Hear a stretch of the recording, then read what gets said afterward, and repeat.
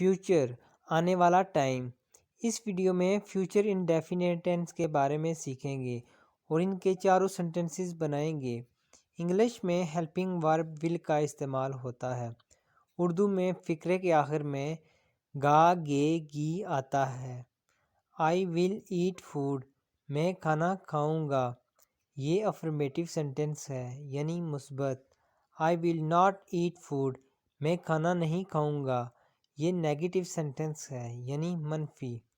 ول آئی eat food, کیا میں کھانا کھاؤں گا، یہ انٹروگیٹو سینٹنس ہے یعنی سوالیہ۔ ول آئی ناٹ ایٹ فوڈ، کیا میں کھانا نہیں کھاؤں گا، یہ نیگیٹو انٹروگیٹو سینٹنس ہے یعنی منفی اور سوالیہ بھی۔